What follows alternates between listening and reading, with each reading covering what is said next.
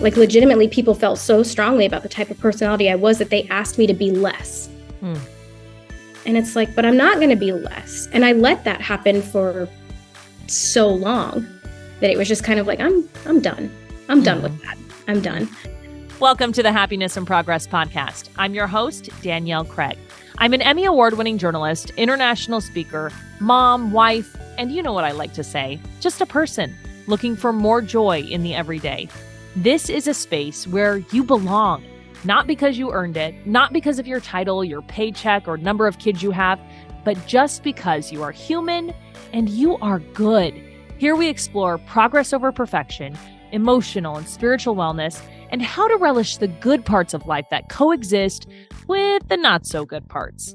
This is Happiness in Progress. Hello, thanks for being here. I am so excited to introduce you to my longtime Instagram friend, Amy Kaufman. We met on Instagram years ago and have talked for years. And then last year we spoke at an event together. At that point, I thought I have to have this woman on my podcast. She has such an incredible story of overcoming and finding joy in that overcoming. In this conversation, we try to hit everything. We don't quite get into every topic I wanted to talk about, as it is with 30-minute podcasts. But some of the things we talked about include childhood trauma and overcoming that trauma, what it takes to do that, some of her cancer battle and treatment, but also learning to evolve and allowing yourself to evolve and forgiving yourself for past mistakes. This conversation is really powerful. Amy really opens up and shares so much. You might find Amy on Instagram. She is a sober mom, a realtor, a makeup artist, and these are her words in her bio, the official kicker of cancer's booty. All right, let's get to it. Hi, Amy. Thank you so much for coming on the podcast today. Thank you for having me. I'm excited. So we're going to jump right in. You want to do that? Just right into the deep end. Let's go. No life text. Just go. So the moment I knew I wanted you to come on my podcast is when we both spoke at the Heart and Hustle event. And you said this. I have it. Okay, I'm going to quote it. You have it? You have something saved from that? Yeah, I do. Okay. I know I am a gift. It's really stupid. I had to almost lose my life to realize I'm special because I say I am. I am lovable because I'm worth loving.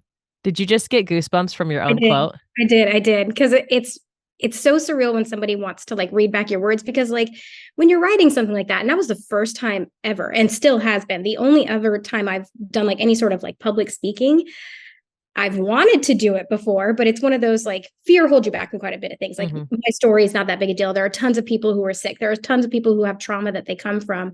Why would anybody want to hear anything that I have to say? But when you write something out like that, that's so raw, it's very vulnerable. It invites people in to be like, this is why my story is important, is because you might not be able to say this to yourself, but in all this growth, I can recognize that through everything, this is why. This is my big why. This is who I am. And because I say it, my feelings aren't wrong. So, yeah. Well, I got goosebumps when I read it as well. And when you first said it, I was like, oh my gosh. And I love that your words from a year ago have touched you deeply. And so I guess I was going to ask you, what were you thinking when you like wrote that down? But I want to ask you now, like, why does that speak to you so strongly? I think in terms of just all my upbringing, like we have, like not many people would know this. And it's not something I just like get on a platform and openly share about anyways, but I've been in therapy off and on for 20 years. So you have multiple therapists who walk you through this, and they walk you through different, valleys of your trauma to deal with. But like, it takes a special person to just sit with you and say like, why don't you talk about yourself the way that you talk about other people? What hinders you from doing that? And it's giving yourself permission to accept that you don't need the validation of other people. You don't need other people to tell you you're special. If you say you're good at something, if you say you're special, if you say you're awesome, believe it. And it's a quote from somebody. I can't remember who said it, but he says like, talk to yourself, kind of in that same context, like you would talk to someone you love. It's like, if you don't love yourself, like what are you doing? Like, you can't drink from an empty cup. It's all these cliche statements. And it's finally just like, wow, okay, like this is the person I am, like, and I'm okay with it. And I'm choosing to be this forward about it and share it with other people. Don't you hate it when cliches are right? You're like, it's cliche, but it's right. Yeah, like So, falling in line with all of it. You're like, God, it's so, you even call it out. You're like, it's so cliche to call out a cliche, but it's so true. tell me about the journey to getting to a place where you recognized I am special because I say I am. There have been multiple people, like, I get it. Like, I am a type of personality that has been told from the time I have been in youth, like a child, that I am too much for people. Mhm. She's locked. I've had friends that, like, I was really close with, like, high school is a pretty pivotal age, pretty influential. I had people tell me, can you just not be yourself? Mm. They were like, to my face. This wasn't like, but this wasn't the culture of then where you could hide behind a screen and a keyboard. Like, legitimately, people felt so strongly about the type of personality I was that they asked me to be less. Mm. And it's like, but I'm not going to be less. And I let that happen for so long that it was just kind of like, I'm done. I'm done with Mhm. that. I'm done. I don't even know if I answered the question, but it just, I don't know. It's a lot to be told that you're too much. I feel that strongly as well. I think we have similar personality traits. Let me get Uh, along. so, but I feel like my becoming has been to understand that it's not too much, but that it's the exact right amount. Like, how can a person be too much or too little? That doesn't make, that's not something. Right. That's on other people. Like, I can't take on someone's trauma or like what they're choosing to blatantly not heal from. So they project, like, it's very true. They just kind of project what they struggle with, whether they want to admit it or not, their insecurities, any unhealed trauma, but something about you reminds them of something and it triggers them. It's like a very unhinged kind of response. And so they choose to be like, well, you're too much. And it's like, and it's the same kind of statement of like, I'm not intimidating, you're intimidated. Because, like, Yeah. if people hold space for you, if they really sit down and hold that space for you to listen, they're like, well, you're not anything like I thought. And I've been told that before. They're like, you're nothing like I thought I was. Or people who were like, I hated you when I first met you, or I didn't Mm. like you when I first met you. It's like, you gave me 5 minutes, those first impressions of, like, maybe, like, because I'm an anxious person. I don't do big crowds really well. I do get kind of weird, and sometimes, like, my social anxiety kicks in, and that can be where the too much takes over, just because I don't know how to sometimes act when the crowd is too far gone from my comfort level. And I would say that's where the perceived too much takes over. Because even in that time, I wouldn't say that you're acting too much. Even if you look back and you're like, oh, maybe I wish whatever. But I would like to dismantle the whole idea of a person being too much. Yes. I Yeah. hate Like, that. do away with it. It's No one is too much. Like, because you can't handle what kind of personality. And don't get me wrong, there are even people I meet that I'm like, you are a strong personality, but I don't let that negate me getting to know them. Mm-hmm. I'm like, Mm-hmm. you're just probably a little bit more forceful in the first 30 seconds of us meeting than I typically would be. Sometimes it's age and just not, or like they're figuring out their situation. Maybe they're anxious and this is how their anxious energy Mm-hmm. is. Maybe they Mm-hmm. really are bulldozer people and they're like, I have enough friends. I don't need more friends. Cool. Yeah. It's so I just read the interesting room. how quickly we can make a judgment and then Mhm. just like go on from that. And But I that want is to, oh wait, no, you can comment on that. I was gonna say, like, that, what you were saying, like, that first judgment, that first opinion, we let that lead as truth from here on out. We don't want people to prove us wrong. We want our own narrative to be right. So that's exactly it. Oh man. I'm like, oh, I want to talk about this, but wait, I want to talk about that. We're gonna go back a minute because I want to talk about walking out of that story that other people told about you because so many people have these stories, and it might not be, being too much, but it might be something else, like you don't talk enough, you're too shy, or you're not dependable, or whatever it is. How did you start walking out of the story that other people wrote about you? People want to remember a past me. Mm. So that's not people allowing the space for me to grow and knowing that, like, time can heal all wounds. And I remember talking about this in my speech at the Heart and Hustle event. I was like, there are people I have gone to apologize to and they will not forgive me. They're remembering me in, like, my 20s, in an adolescent time where it's just like things were rough. Like, I had a really bad addiction to over the counter, like, drugs. like opioids and drinking on top of that. So like half the time I don't even remember my behavior. So what they're remembering are like the toxic parts of my life that even I can't recall, but all I can say to this day is, I'm sorry. I'm sorry I said these things. I'm sorry I did these things. I don't remember it. And I know that that isn't enough. And there are people who are like, I don't care. So it's again, that whole, they just start choosing to not heal their trauma, even though I'm like, I'm trying to like make this right. I don't know what else to do. Like, you want my firstborn child, my only child? Like, you can't have her, but it's like, a blood sample, a urine sample, maybe some like DNA. I don't know what you need for me to be like, I am truly sorry. Please give me an opportunity to make this right. I love there's a quote that it's just let people change. And I love that idea. And I even think about it with my kids because I might hold on to toddler, preschool, kindergarten behaviors. And now, I've got a third grader and I'm like, oh, he's the XYZ one because of something he did when he was, under 5.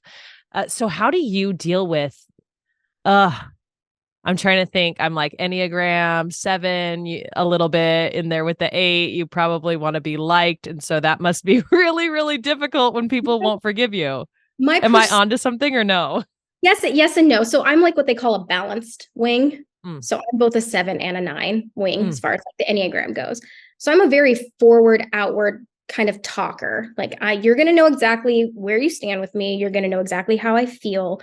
When I get into those social situations, that's the 7, but you'll notice the befores and afters are definitely more of a 9 because I take in the atmosphere a lot. I'm quiet. I'm like a wallflower. I have to like kind of work into this. I don't even remember the first hour of the event. I was so anxious. People talked to me and I was like, I was so nervous. I was shaking. Dealing with that, like, I think it's a matter of just going forward, being like, this is the type of person I am. And I no longer want to be associated with the person from 20 years ago. That's unfair. That's unfair at this point that like I have tried and I have constantly proven over and over again that I'm not that person. And you still choosing to believe that is on you at this point. Like I have the emotional maturity to accept the fact like you're not the same person you were 20 years ago. So it's just, I'm so proud of you for being able to do that because that is something that holds a lot of people back is just that ability to basically forgive themselves and to allow themselves to evolve. Yeah. And that's the hardest part is forgiving yourself. Like I did a lot of things. I hurt a lot of people. I hurt a lot of really close friends and family with my vices. That's not anybody's fault but mine. So it's holding myself accountable. Like, yeah, that was me. That was me. Was being the operative word. Like I'm not that person now. So if we zoom out, and I don't know if you want to talk a little bit about this, I think you talked about it in your speech. If we zoom out of your life, you in your 20s as a person who's trying to cope with childhood trauma. Yeah. And I think there's just, you can see that like how much compassion there really should be for that journey and that story. And you kind of talked about kind of coming into adulthood in your 30s, like being finally getting to where you wanted to be outside of the, grip of an addiction and outside of trauma. Talk to me a little bit about that. So, and even into my 30s, I was still dealing with an opioid problem.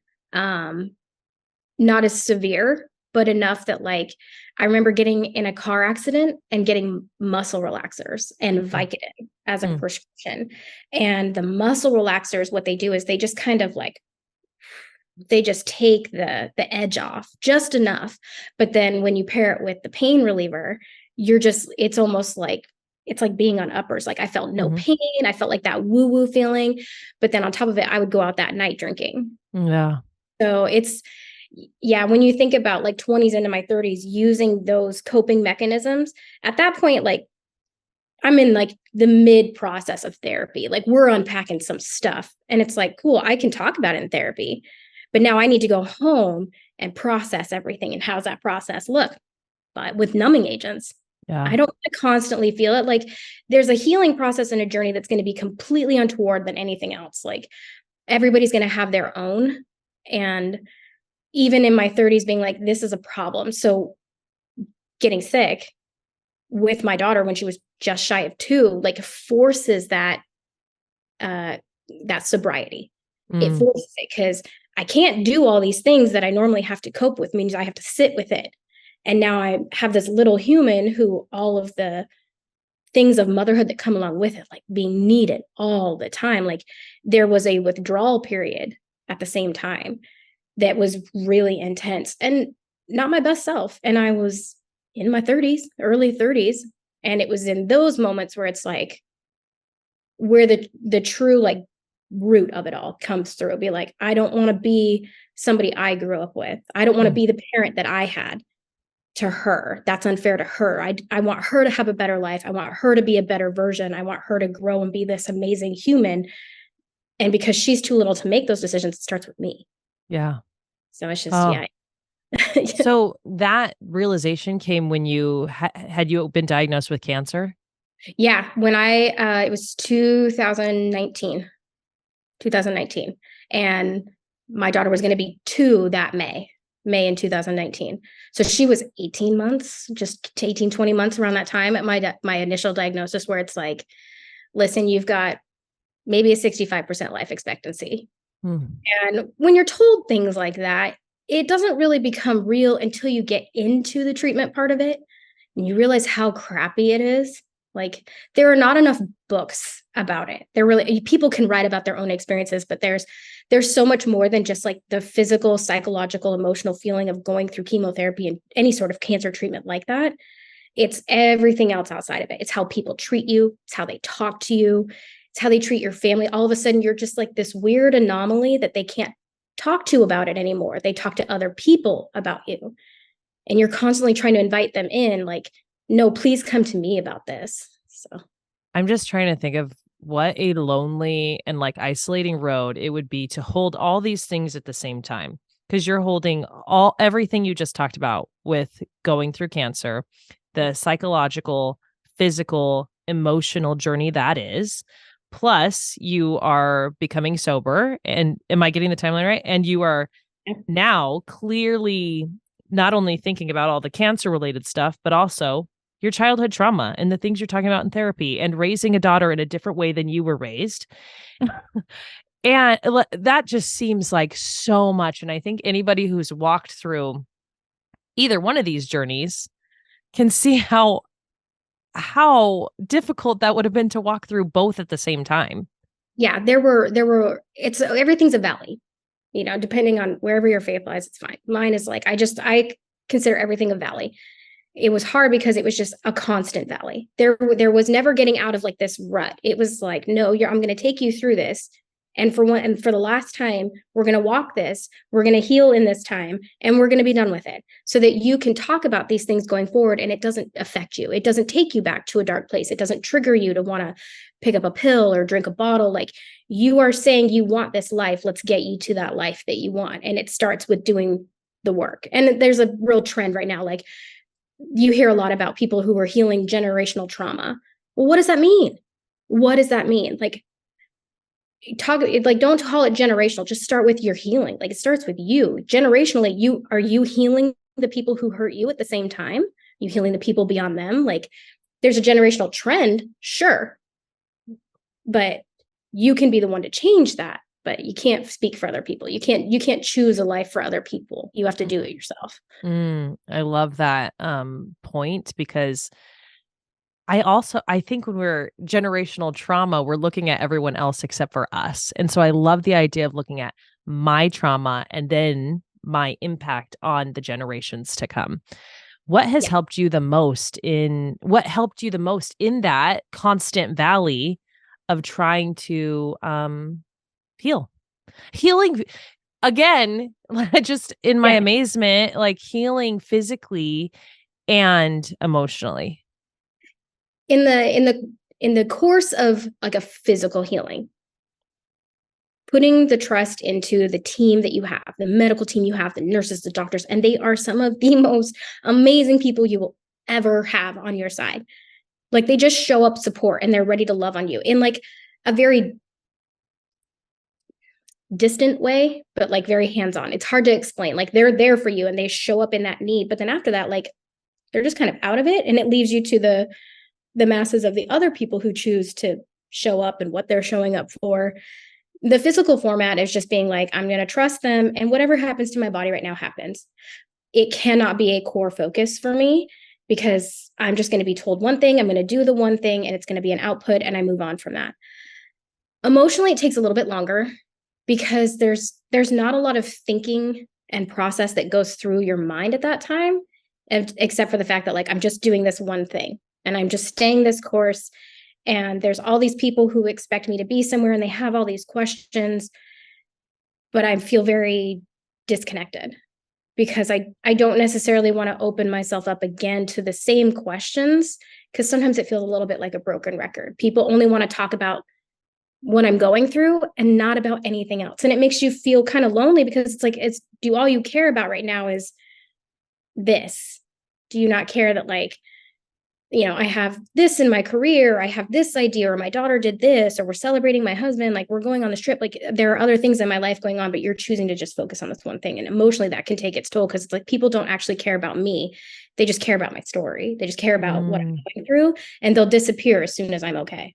It's easier to not let people in and just not share so much of it, because then I don't have to deal with that abandonment later on. That's how it feels. Yeah. Oh my gosh. Wow. Yeah. And I can see that.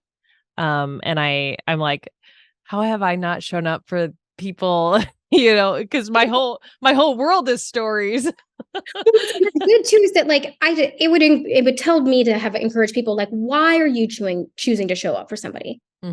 Like that would be like the biggest question. I can't answer that for other people, but it would be like, if anybody ever questioned, be like, how can I help? Why are you choosing to help?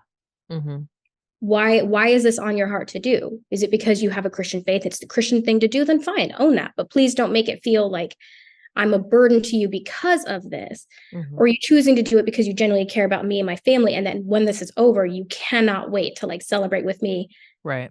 Things. And you're not treating me different in that due process. Like things are normal up until then. And it's okay that they have emotions, that they feel bad. Like they hurt for me. Like there's been plenty of messages like that too. And I welcome it, but it's like, I also can't be somebody's therapist to deal with something that like I'm going through. Like I can't walk you through that. Yeah. I've been thinking a lot about that lately. What was one of my friends? I missed something that I needed to be there for someone who I love.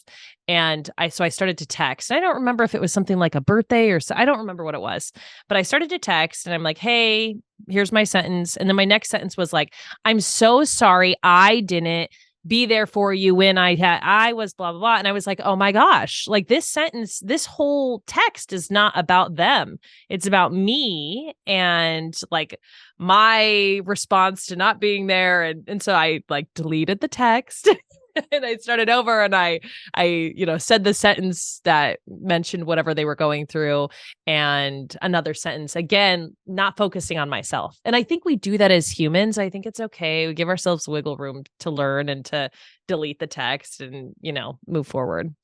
Definitely. Yeah. And it's not about you in that moment of grief for people. And grief can look like a lot of things. It's about, showing up for them, like what they need. Do you need me to listen? Do you need my words of encouragement? Do you just need my physical presence so that you feel like you're in contact with people? Do you need a hug? Do you need a physical touch? Like, it's a matter of like, what do you need? And some people will just be like, I don't know.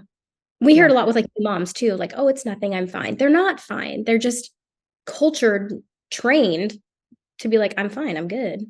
To be small, to not be too much. Oh my gosh. Full circle there.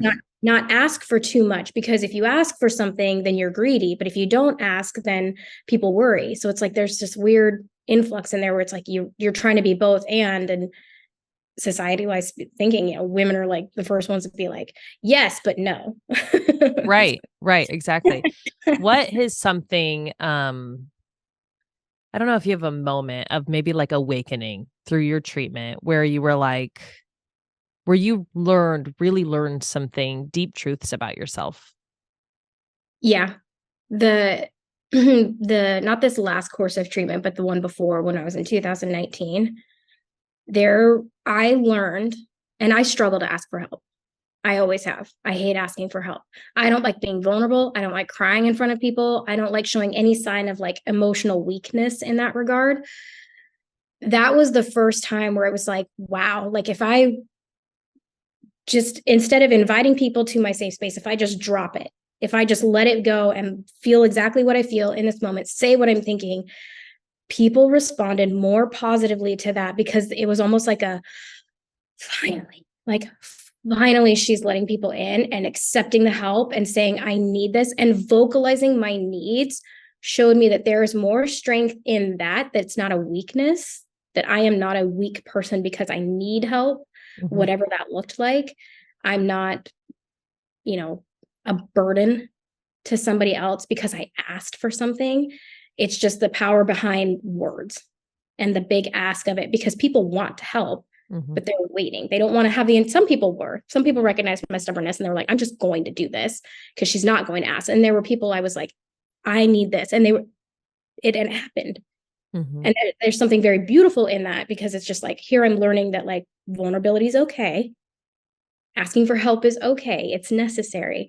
And that I don't have to carry this fear that someone's going to say no or turn me away, not because they can't or won't help, but because they generally like see this need. They're like, I can't do this, but I can do this, and giving themselves the option, and just recognizing that like, I'm so proud of you for asking for help, that yes, I want to be there. Like, and they just show up. That's so powerful, because so many adults who lived through childhood traumas can't do that kind of thing. Like even asking for help, because you're used to not getting the help. You're used to being the drag on the family, or whatever it was that you were meant to feel. All of those things are that growing and that healing, not only helping you through treatment, but helping you heal that trauma. Yeah. When you're used to being silenced, Mm-hmm. don't say anything. It's not a big deal. Don't mention this. Don't talk about this. When you're constantly forced to be silent, especially in your childhood, that's usually where like that outburst of personality, it's big personality, starts to build, because you don't have another way to act. Because if people really knew what was going on in the surface, would they still love you? Would they still choose to show up for you? Because that's hard. It's hard to hear about, let alone witness someone you care about going through something so traumatic that you're like, I don't know how to show up for you. What do you need? Like, I just need a safe place. Whatever that is. What would you tell people about, going back to that first quote, you had to fight for your life to learn these truths about yourself. What would you say to people so they don't have to get to that to that point where they're fighting for their life? But I mean, I guess really it is like fighting for, a full life, and a life where you matter. And so what would you say to someone about what they should know about themselves and how to get there? I think it starts with forgiving yourself. Mm. And that even the person you were a year ago is not the person you are now. You can always choose to start new. You can always choose to start again. Like people who have like, I had a bad Monday. Well, you didn't have a bad Monday. You had a bad 5 minutes on a Monday, but you're saying that the whole day was ruined. When you could have had those bad 5 minutes, say, I'm choosing to start new, and this is how the rest of my day is going to go. It's all a mindset thing, but it starts with like, yeah, I forgive myself for all of these things that I've done in my life. And I understand and accept that not everybody will forgive me as well. But the most important person I have to live with is myself. So it's like, I'm going to go to bed every night doing the utmost thing that I can do, being absolutely enough as I can be enough, and then knowing I deserve the rest. It's just it, and a lot of people struggle with that because they're constantly, they're anxious. We're all anxious little human beings running around, ready to do something, but it just stop. Take 5 minutes to yourself and be like, okay, I've had a crappy 5 minutes. I'm going to just choose to just dispose of it and move on. And it just recognizing that you need that you just need to hold space for yourself, I think could change a whole lot of perspective, and choosing to just look at it differently. One of the reasons also that I wanted to talk to you is because I just feel like you genuinely love this experience of being a human and life, and you just like look like a person that wants to like live big, like enjoy, laugh loud, be there in the moment. Am I getting it right, or is that social media? Okay. No, it's good. And I feel it's so funny. People will see me like Instagram and things like that, and then they meet me and they're like, wow, it's funny how people have changed when they're on a platform. It's just like me in my house kind of thing, Right. talking to my stories, versus sitting down with somebody and they're like, so many times I've heard that they're like, you are exactly as you are, as I see. And I'm like, why would I want to be anyone other than myself? Comparison's such a thief of joy, right? Another cliche statement.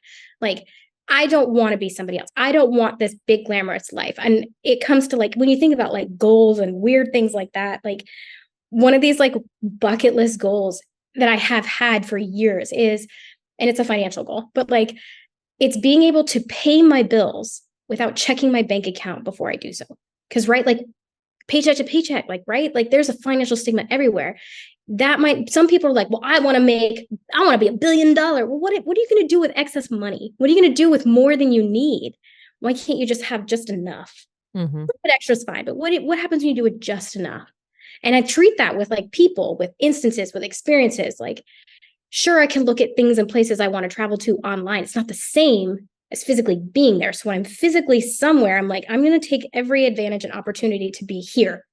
I chose to be here. I'm making this worth the experience because I want to remember it. It's like core memory. Like, Yeah. and it's not about like, there are some people like, you truly love people. I'm like, no, like I don't love necessarily people, but I love when people are around and they have it's that same emotion. It's that same connection. That is where I can appreciate people. And I have that respect. Like we're here together, we're vibing, we're like feeling this together. And that is something pretty freaking awesome. Yeah. It's a cool energy that you bring to the world. I love it. And so thankful that you're here. This most recent cancer treatment and cancer diagnosis, I'm curious if it has been different mentally going through it than it was the first time. Like the very first time, Mm-hmm. yes. It was kind of a bummer. Yeah. Timeline wise, it was pretty on par from like initial diagnosis too, which felt very strange to me. And at the same time, poetic. Just like if you're going to go through this season, you should expect that this is the season to do it. But I felt more armed, if that makes sense. Especially with my husband, the gentleman caller. There wasn't so much this fear this time of like, we don't know the outcome. Oh my gosh, what's going to happen? It was much more confidence, like, okay, this is the basket we have in front of us. What's in it? And let's just unpack it one at a time and we'll do it together. And my daughter being older now, she understands like like at 2, she doesn't understand why mom doesn't feel good, doesn't want to play. This time she was like, mom doesn't feel good. She'll come in and check on me and say, are you okay? Give me a hug and cuddle me for a minute and then leave. Like she understands that there's like this, she understands now what it means to be sick. We felt more prepared because I've had the same doctor. We felt very confident in his knowledge, in his delivery, and his course of treatment, even though there were plenty of days he's like, I don't know if this is going to work, but we're going to try. So that still willingness to keep moving forward, even though we have no idea why I'm back here. We have no idea why we're doing this again. We know that you do really well with this one, but why you're having a recurrence so soon after the other one. There were a lot of unknown factors, and it was just everybody just jumping in. It's sad to say it's familiar. So it's easy to go back to familiar territory, but at the same time, knowing that back behind it, it was like, okay, the family just knew. We all just knew that like, okay, this is what we're doing.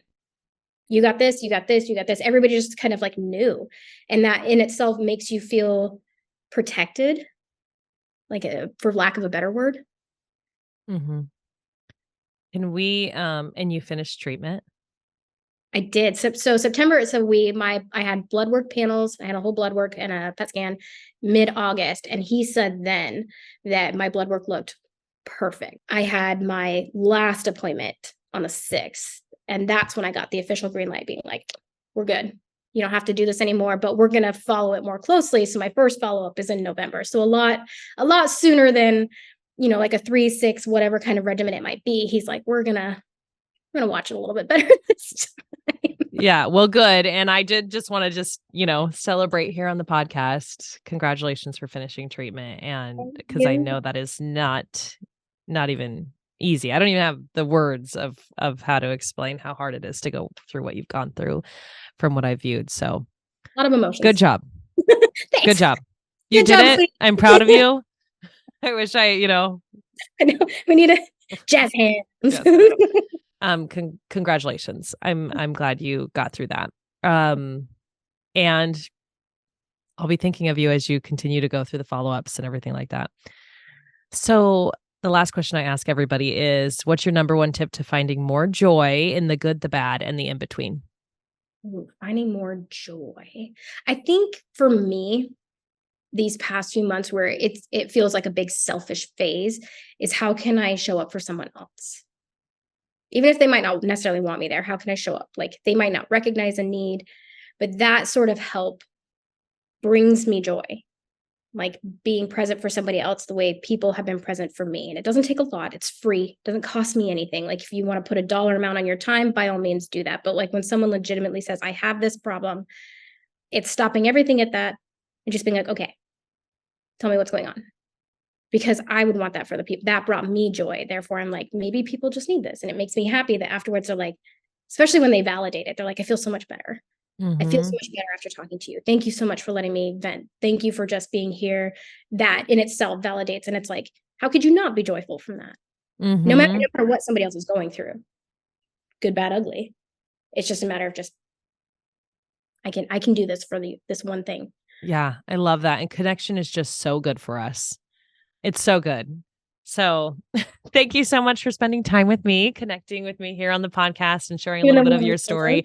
I really enjoyed talking to Amy. I hope you took some great pieces of knowledge away from this conversation. My favorite that I'm going away with today is allowing yourself to become and to evolve and to forgive the past versions of yourself. I think those past versions are so important to who we become today.